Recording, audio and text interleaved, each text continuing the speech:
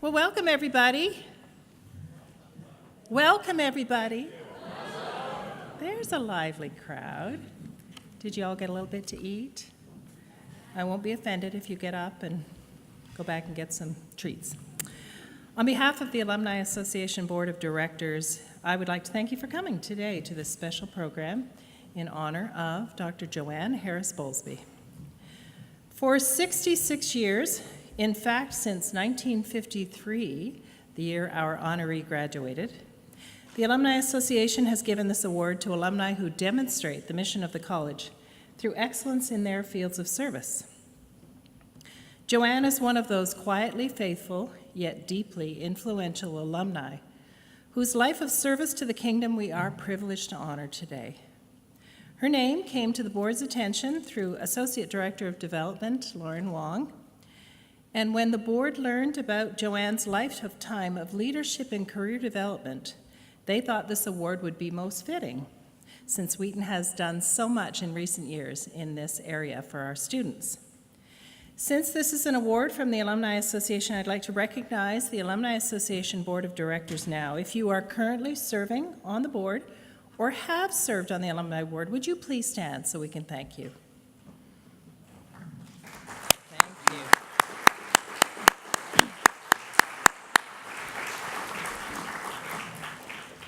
JoAnn does not believe in the word retirement.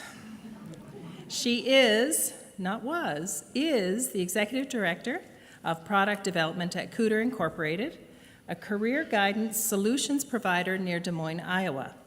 And it offers tools and resources for career planners at all life stages. Cooter's president and CEO, Mr. Phil Harrington, sent us a short video tribute, and he is with us here today as well. After we watch that video, we'll hear from Dr. Richard Ferguson, who knows JoAnn from their work together at ACT, American College Testing, where Dr. Ferguson was CEO and chairman of the board. Then we'll watch a short video by Michi Mizuno, a manager at Nippon Manpower, and the curriculum that JoAnn wrote has been used by Nippon to train nearly 16,000 career advisors to date. Finally, we'll hear from Dr. Spencer Niles, Dean and Professor at the William and Mary School of Education. Dr. Niles is also the current president of the National Career Development Association, a position JoAnn held in the mid-90s.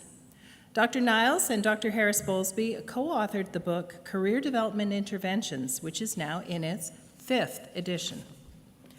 After our tributes, President Reichen and Alumni Association President Renee Shower-Smith will present the award, and then we will hear from our honoree, Dr. Harris-Bowlsbey. Please enjoy these tributes.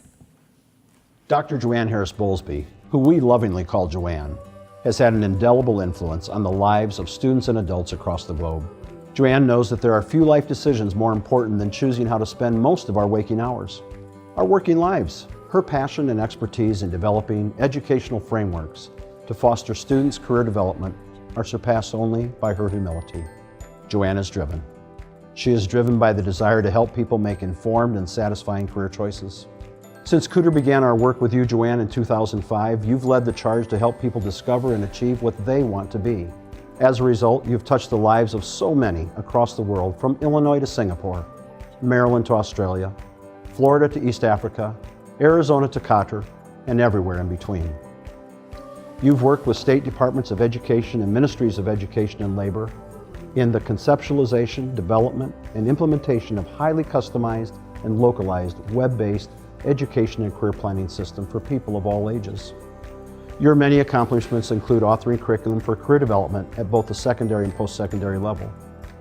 You've authored international curriculum and certification for career advising, creating a network of qualified practitioners who deliver high-quality career development interventions.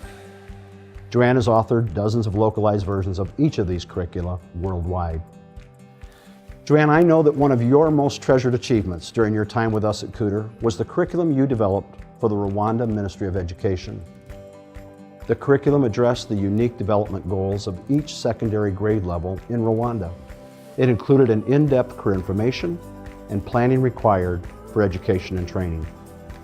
You developed a curriculum and standards for Rwanda's teacher training colleges to establish the very first cohort of certified career advisors in all of East Africa.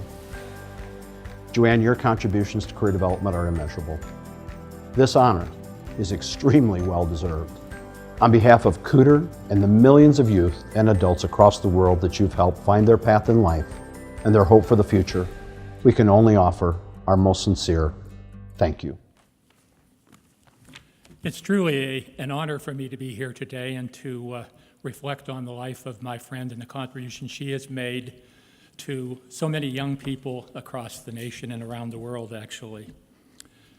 Mahatma Gandhi is credited with the observation that the best way to find yourself is to lose yourself in the service of others. As many of us who know JoAnn and gathered here today on this special occasion can attest, finding herself has never been a challenge for our friend JoAnn.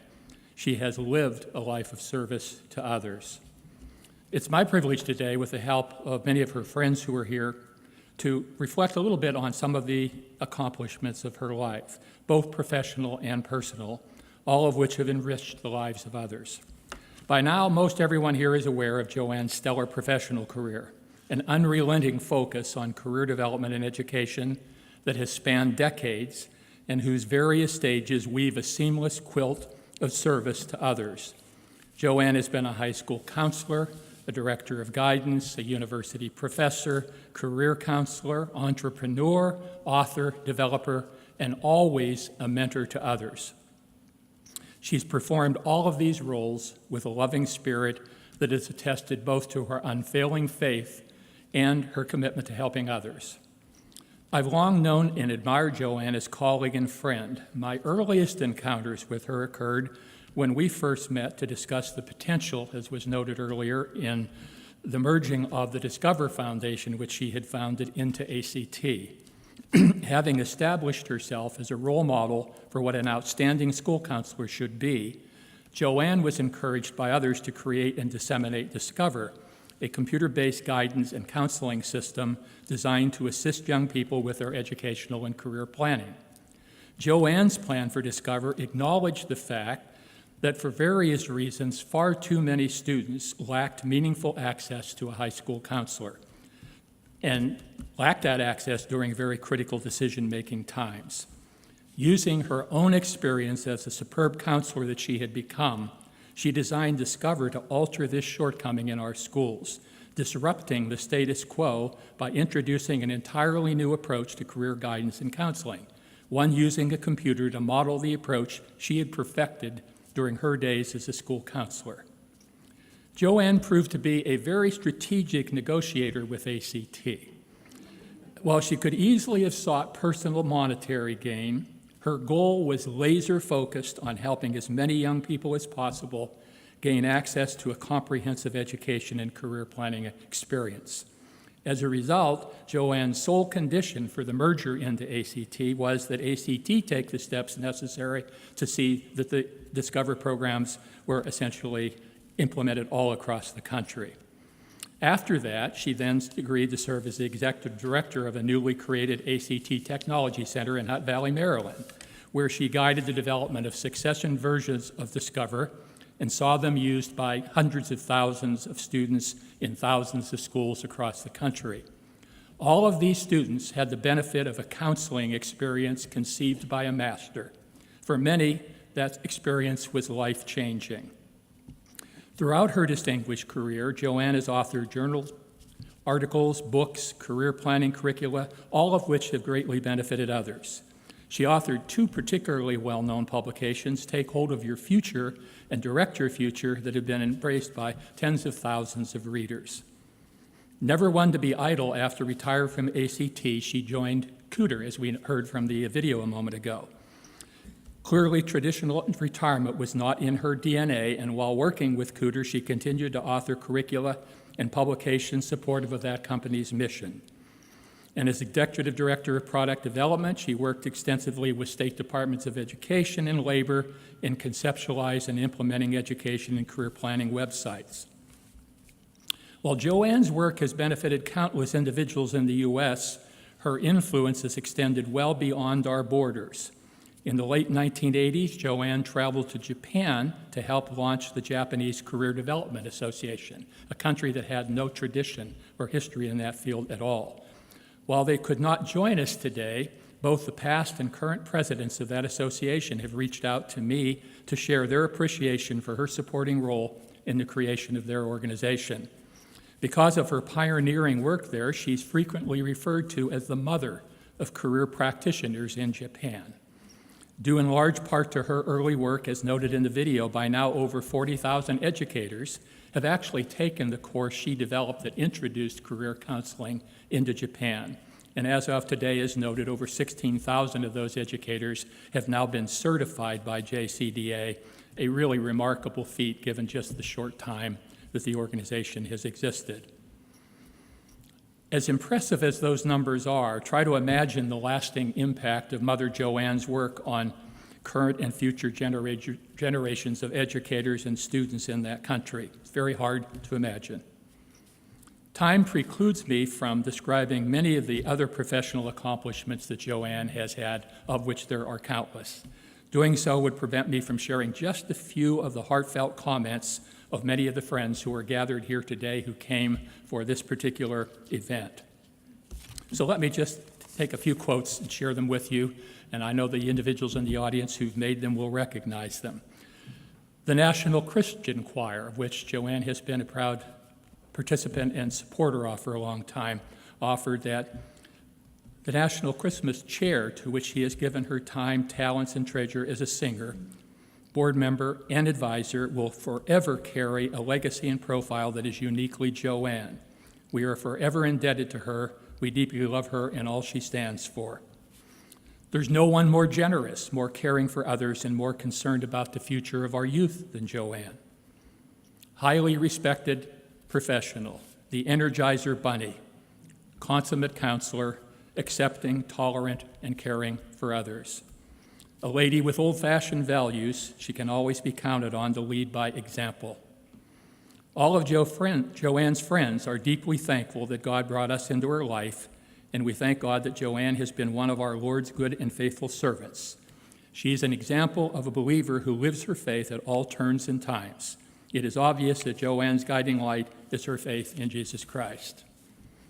Personally, I have obviously huge admiration for JoAnn for reasons beyond counting.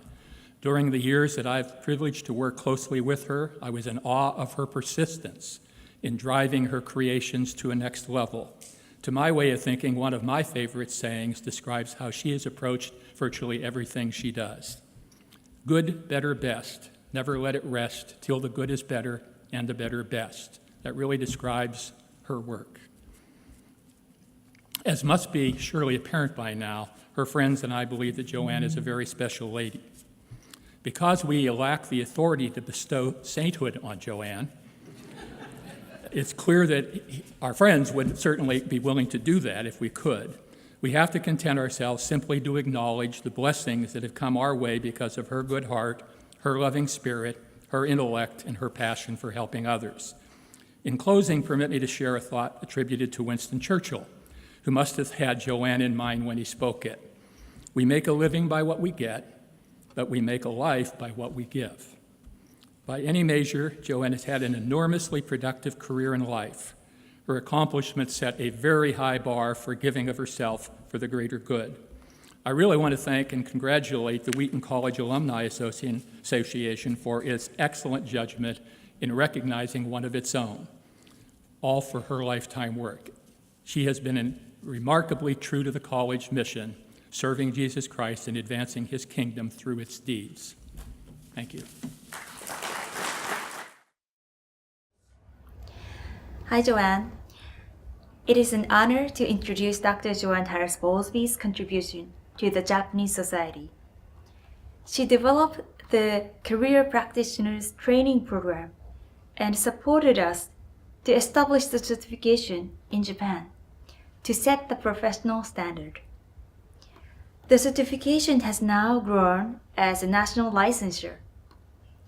There are more than 40,000 who took the course originally developed by JoAnn, and about 16,000 are certified as professional career advisors.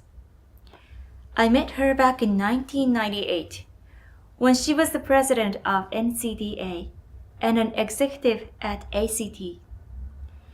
JoAnn is a very sophisticated professional, and she showed sensitivity and kindness to literally everyone who worked with her. Of course, we all fell in love with her. JoAnn is a mother of Japanese career practitioners. She left the heart and spirit of counseling mind in the program. Thank you, JoAnn, and congratulations. We all miss you. Thank you.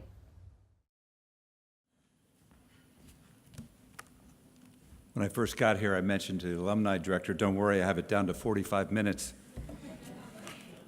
Would still not be enough time. It's a real honor and privilege to be here today to honor our dear friend and colleague, Dr. JoAnn Harris-Bowlsbey.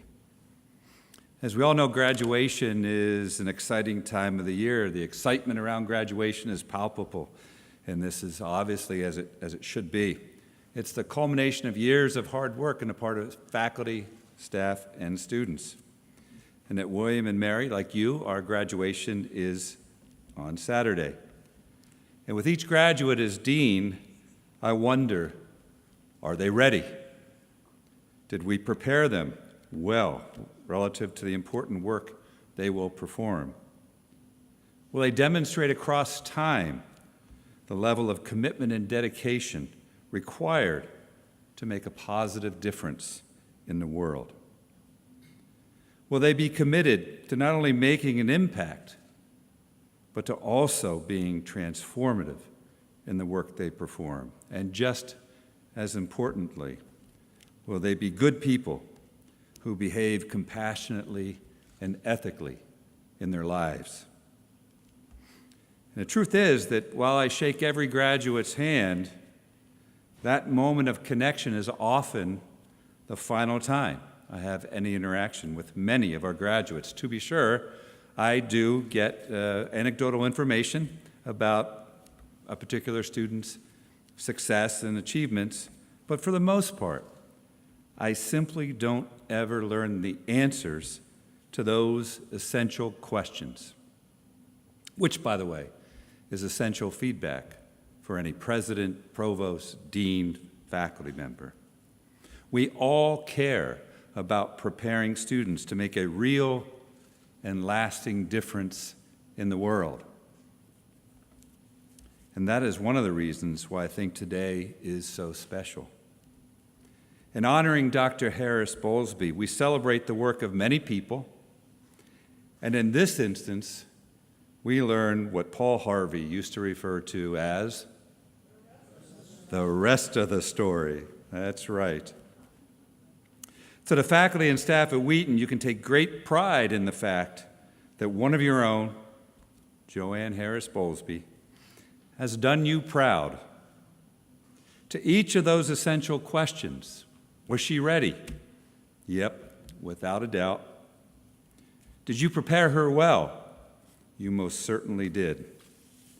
Did she demonstrate commitment and dedication to her work? She has done both in abundance. Has she transformed lives? Without question, and too many to count. Has she been a compassionate and ethical person? She has most definitely demonstrated both, and she has done so across time in many situations and toward an incredible number of people.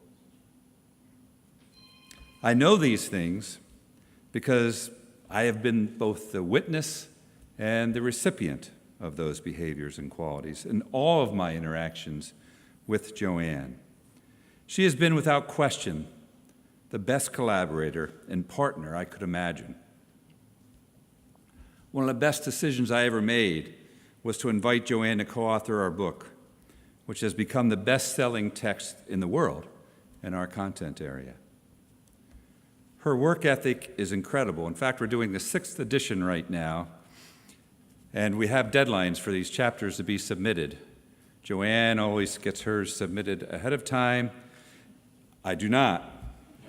So on average, we're right on time. Her work ethic is simply incredible.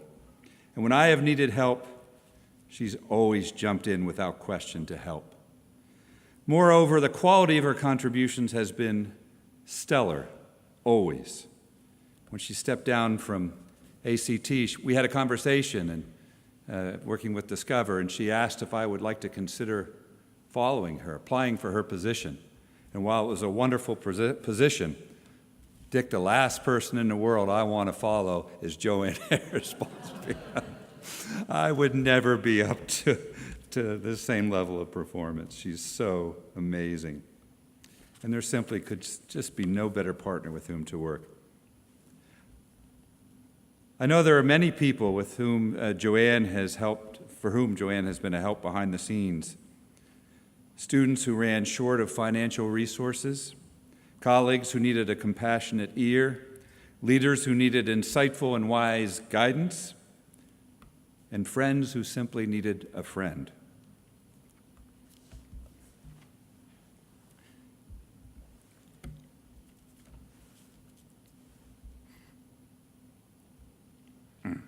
In all of these circumstances, JoAnn has always been there. Great people like JoAnn elevate others around them. They simply make others better as a result of being who they are. I have had the honor of working with JoAnn for a quarter of a century, and I can tell you I'm a better person as a result of having had that privilege. I'm a better faculty member, a better administrator, parent, and friend because of JoAnn.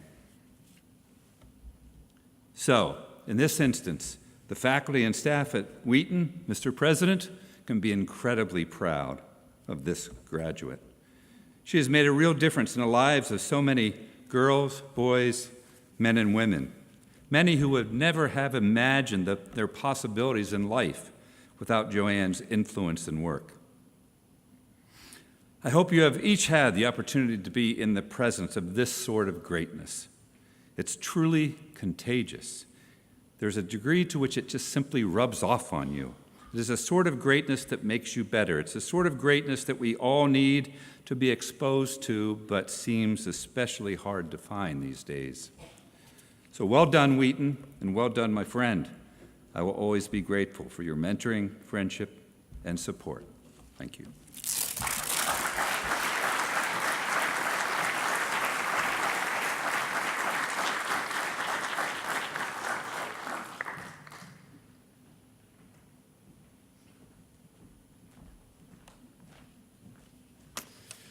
Well, Dr. Harris-Bowlsbey, we are proud. In bestowing an honor like this, we mainly intend to honor the person who is being honored, but we also do so because we feel it reflects well on our institution, that this is an example of the mission that we are pursuing. I could tell right away from when I was first introduced to some of JoAnn Harris-Bowlsbey's career that she was a woman who was ahead of her time. I'm sure you've noticed from the little program that she began here at Wheaton when she was 15. Not the kind of thing our admissions department would be in any huge hurry to do these days. I also was very impressed when I heard from Sindra Stackhouse-Teach that this award would be given. I started to read just a little bit more about our honorees' credentials, and I was interested. I thought it was useful that somebody had developed curricula to help people find their calling and had done so through electronic means. And then I noticed in the 1960s, and that caught my attention. Definitely, this is a woman ahead of her time. Calling is one of the most important things about us. It's vital to our identity, vital to our ability to serve Christ in the world. And what a special gift it is to have the calling of helping to connect people to their calling.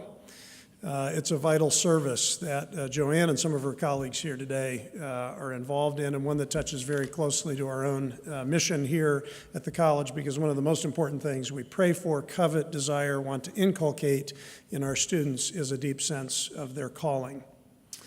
I want to invite the president of the Alumni Association, Renee Shower-Smith, to begin to escort our honoree to the platform. As she does so, I want to just tell you a little bit more about the process that JoAnn Harris-Bowlsbey went through to find her calling. Because back in the day, The college facilitated letters of reference from various faculty members so that our graduates could find gainful employment, and also kept some records of the testimonials that were coming from some of the places where they served. None of this at the time was on any kind of computer software. It's all on hard pages like these.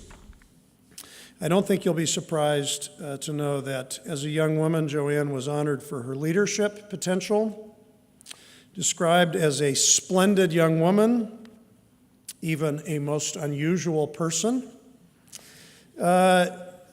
She was known for being cooperative, tactful, adjustable to any situation or emergency, extremely patient and kind, creative, ingenious, a woman of high ability.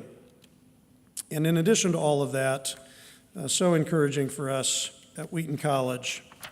This was said of her.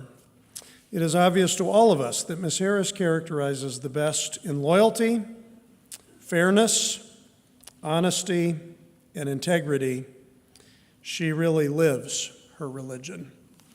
We're so glad to give you this honor, and let me invite Renee Shower-Smith to read the very specific honor that we are giving.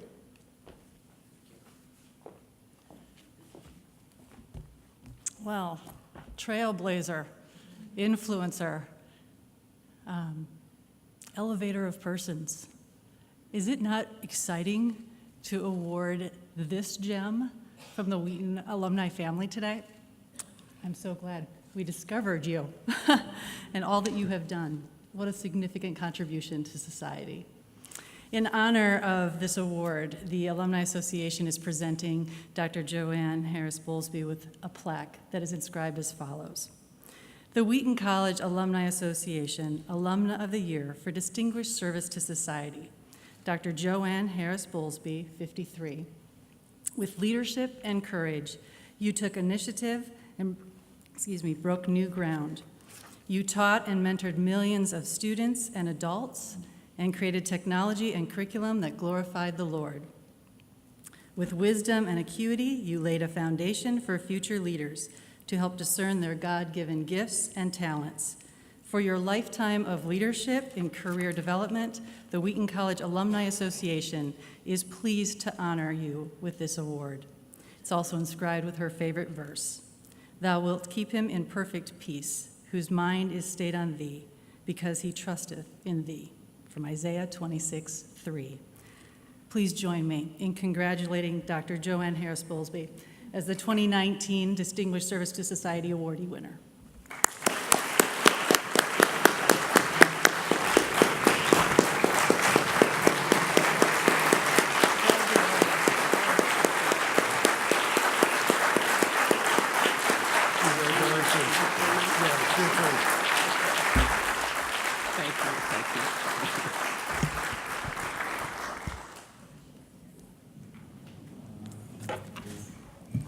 You know, I've given a lot of speeches in my lifetime. This may be one of the most difficult. I thank you for your honor today. President Riken, Executive Director Stackhouse Teich, Wheaton Alumni Association Board of Directors, fellow alumni, and treasured friends. Let me begin by thanking all of you for your part in bringing us together today. When one of the writers for the Wheaton magazine contacted me a few weeks ago to do a phone interview, she asked me what this honor means to me. I've been blessed throughout my long life by many positive reinforcements, but this one, I told her, is really like the icing on the cake, the final touch on a long and satisfying career. I decided to title my remarks today, Turning Points. And though there have been many in my 85 years, I'm going to only highlight 10. When I was a young high school counselor, I became very interested in decision-making theory, and I read everything I could find about decision-making theory. And I came out of that experience having concluded that I could control my life by using good, rational decision-making process, identifying alternatives and collecting information and weighing them and all of that good model. Well, I still believe in good rational decision-making, but as I look backward on my life today, I realize that the critical choice points in my life were not identified by me, but instead were willed for me by a loving, gracious God who gave me his guidance. Please consider some of those turning points with me. Turning point 1, adoption. You saw some cute pictures of me, right, when you came in? Well, I was born on October 12th, 1933, in a Chicago hospital. My mother, Annie Harris, a dedicated Christian and a member of Moody Bible Church, had been unable to have a child, and so she talked to her doctor about adoption. In those days, apparently, it was much easier than it is today, because he committed to giving her and her husband the next unwanted baby that he would deliver. Over my lifetime, I have often thanked God for the fact that I was adopted into a Christian home. How different my life might have been were that not the case. Turning point 2, placing my faith in Christ. My adoptive parents separated when I was 4, and my mother and I moved to Arkansas, and she cared for my grandfather, who was in the final years of his life. But she always prayed with me at night when she tucked me in. And at the age of 6, she helped me understand God's plan for my salvation. I accepted that with as much understanding as a child of that age could. But that commitment, begun so early in life, laid the foundation for the next 80 years. Turning point 3, attending Wheaton Academy and Wheaton College. Speeding ahead in years, I attended a one-room rural school in Arkansas, Hot Springs, Arkansas, finished 8th grade at the age of 10. My grandfather had passed away by that time, and my mother, grandmother, and I returned to Illinois, and my parents were divorced. My mother had heard that the children of faculty and staff at Wheaton Academy and Wheaton College could attend without payment of tuition. She determined to get a job at Wheaton College, even though she only had a 6th grade education. So she was able to purchase an unpretentious house. And interestingly enough, it was just a few feet from where we are now sitting. It was just that way, a few feet across from what was then the college dining hall. And she was able to get a job as the morning bakery cook at the college dining hall, and worked then a shift every day from 5 o'clock in the morning to 1 o'clock each day. Meanwhile, I took the train out to Prince Crossing, where the Wheaton Academy was then located, and profited from the rigorous academics, as well as the small, loving environment. I graduated from the academy at age 15, became a freshman at the college in the fall. You saw a picture of me standing in front of Corey Gymnasium right at that time in my life, the one with my bicycle. By now, my grandmother, who lived with us, had had a stroke. In fact, on the night of the freshman orientation, you saw me in my first long dress, pink long dress, and if you're watching the pictures. Actually, I never made it to orientation because my grandmother broke her hip that night, and I had a serious stroke at the same time. This meant that I cared for her in the mornings while my mother worked that early shift, and I scheduled my classes in the afternoon. So I did not have the joy of living on campus.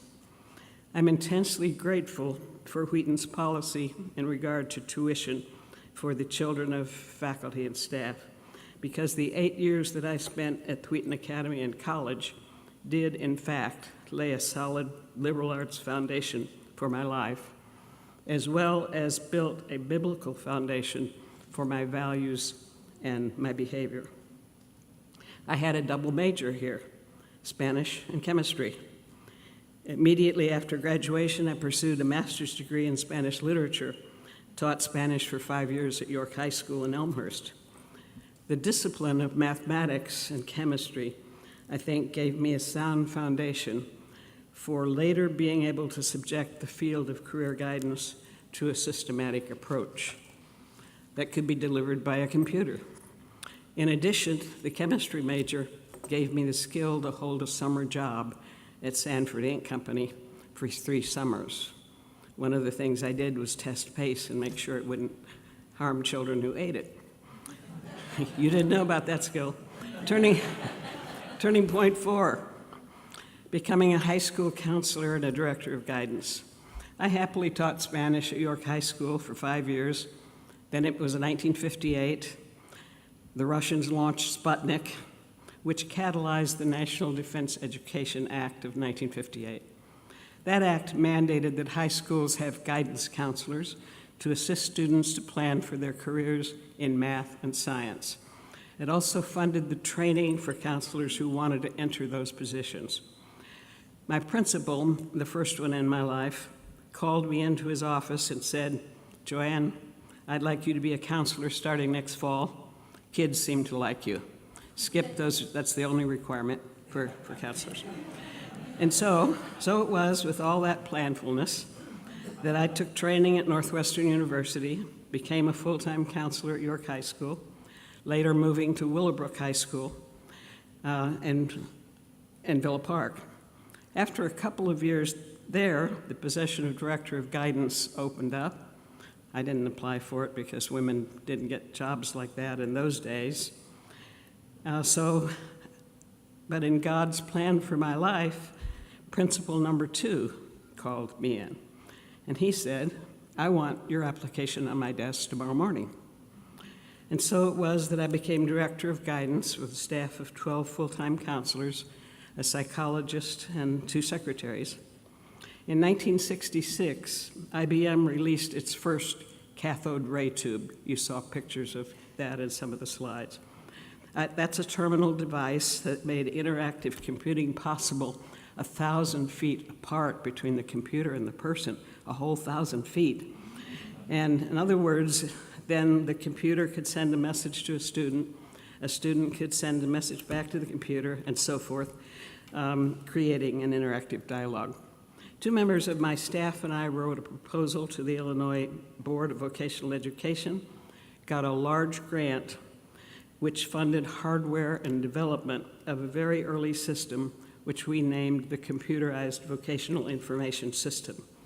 This system became fully operational at Willowbrook High School and at College of DuPage.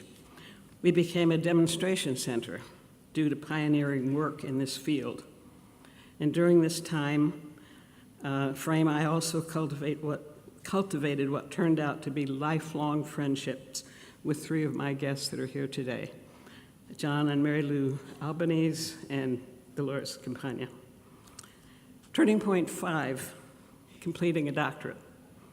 One day, IBM flew some school administrators in from Atlanta, Georgia, to Chicago so that they could come to Willowbrook to see the demonstration of our computer-assisted guidance system. The day after their visit, principal number 3, now in my life, called me into his office. Of course, I thought he was going to congratulate me on having these high-powered guests who came to see these wondrous creations that we had done. Instead, however, he told me never to get guests in the faculty cafeteria line again because he had had several complaints from faculty members. Well, I left his office, went to the washroom, had a little cry, of course. But by the time I came out, I had decided to take advantage of my district sabbatical leave policy and to complete my doctorate at Northern Illinois University, and I did that over the next 18 months. Having that degree put me in the league with other developers of similar guidance systems at Columbia, Harvard, and the Educational Testing Service. Turning point 6, it's getting more exciting here. Meeting and marrying Stan. By this time, I'm 39 years old, still single. My mother has retired from her job here at Wheaton. She's moved back to her beloved Arkansas. She asks me if I can accompany her on a vacation during the summer. I say yes and send her brochures about at least 10 different places, including a 10-day bus trip to the national parks of Canada. During our first evening in Banff, we experienced a very long dinner because the usual serving staff was on strike and management was trying to cook and serve dinner. My mother and I found ourselves seated next to a man about my age and his mother, who also had asked him to accompany her on a vacation. You're getting interested. We had hours to talk, to learn that we were both in education, both single, both only children, both with widowed mothers, and the rest is history, aided, of course, by a full moon in Banff. We were married a year later. I moved to Maryland, and we embarked on a journey of having two mothers living with us over the next 30 years. McDaniel College, then Western Maryland College, where Stan was dean of the graduate school, graciously gave me office space on campus and provided fiscal oversight of the grant money I had. A longstanding member of McDaniel's Board of Trustees and my dear friend Dolly Snyder is also with us today. Turning point 7, merger into ACT. At this turning point, our previous speaker, Dick Ferguson, then Executive Vice President of ACT, entered my life. With some story about wanting to keep ACT staff updated on new developments, he invited me to come out and speak to them and to provide a demonstration of Discover, my latest work.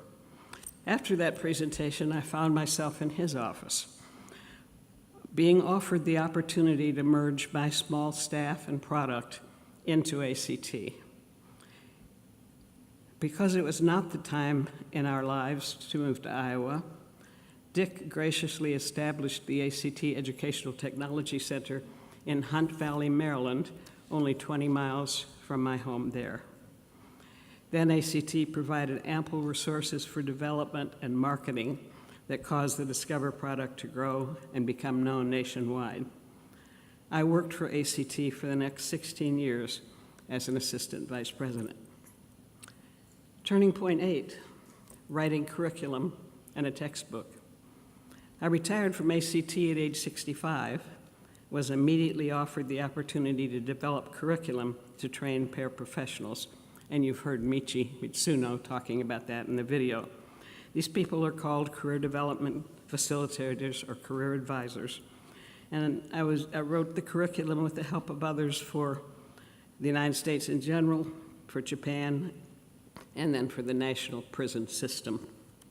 This curriculum has now been used to train tens of thousands, as you've already heard. And also somewhere in this period of time, our previous speaker, Dr. Spencer Niles, invited me to co-author a textbook now in the process of its 6th edition and used widely in the United States and elsewhere. Turning point 9, singing again.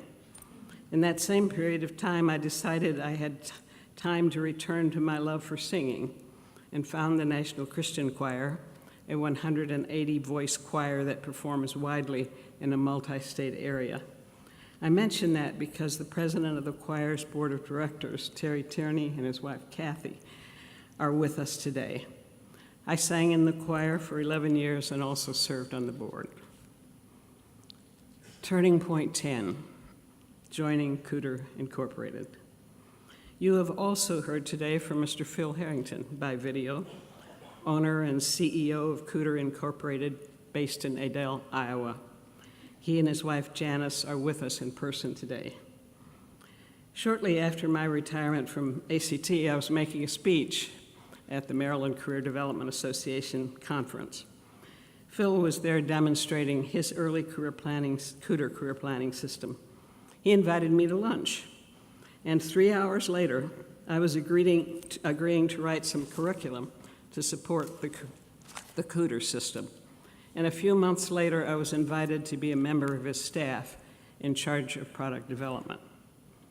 I have enjoyed being a part of Phil's professional and personal family for almost 15 years.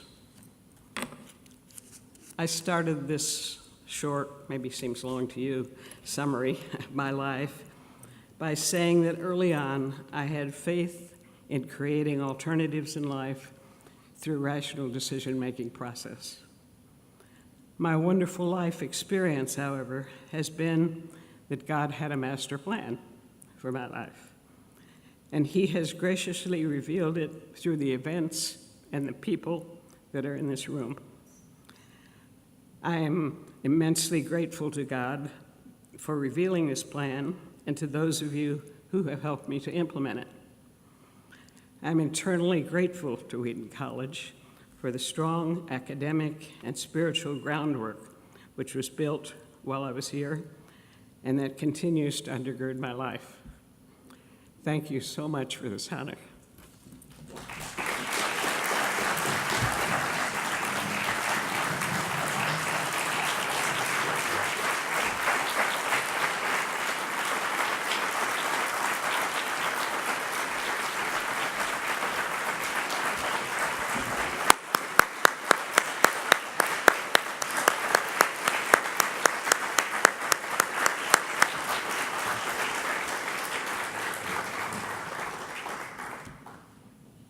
Thank you. Thank you, JoAnn. Congratulations again. I love the way you reacted to being scolded. You went and had a little cry, and then you went out and got a doctorate. Fantastic story. To close our program, we are in for a treat. We have invited a quartet of graduating seniors from the Wheaton College Concert Choir to sing one of JoAnn's favorite hymns, Great is Thy Faithfulness. Soprano Heidi Shea is from Germany. Alto Anjali Chidasama is from Upland, California. Tenor Paul Klein is from Winston-Salem, North Carolina, and bass Nathan Trujillo is from Anchorage, Alaska. The quartet will sing the first two verses, and then they will invite us to stand and join them on the final verse. One more announcement before we sing. You will find blank cards on the tables and on that smaller table over there by the door. I would love it if you would take a couple of minutes to write a note of congratulations and thanks to JoAnn. We'll collect those and we'll put them in a special book for her to send. Well, we'll probably mail it to you, I think, instead of sending it home. After we sing, Lauren Wong, the woman who told us about Dr. Harris-Bowlsbey and brought her to our attention, will close in prayer, and then our formal program will be over.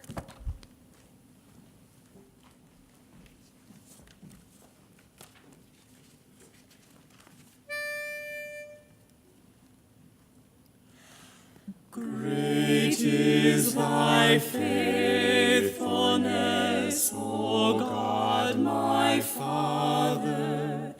There is no shadow of turning with thee. Thou changest not, thy compassions, they fail not.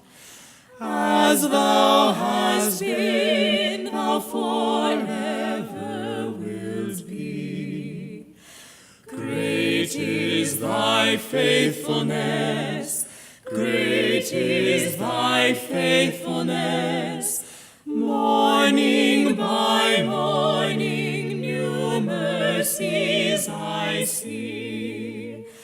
All I have needed, thy hand hath provided. Great is thy faithfulness, Lord, unto me. Summer and winter and springtime and harvest, sun, moon, and stars in their courses above, join with all nature in manifold witness to thy great faithfulness, mercy, and love. Great is thy faithfulness, great is thy faithfulness. Morning by morning, new mercies I see. All I have needed, thy hand hath provided. Great is thy faithfulness, Lord, unto me.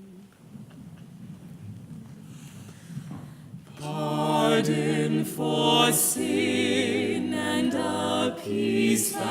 that endureth, thy own dear presence to cheer and to guide, strength for today and bright hope for tomorrow, blessings all mine with 10,000 beside. Great is thy faithfulness, great is thy faithfulness. Morning by morning, new mercies I see. All I have needed, thy hand hath provided. Great is thy faithfulness, Lord, unto me. Please remain standing for the prayer.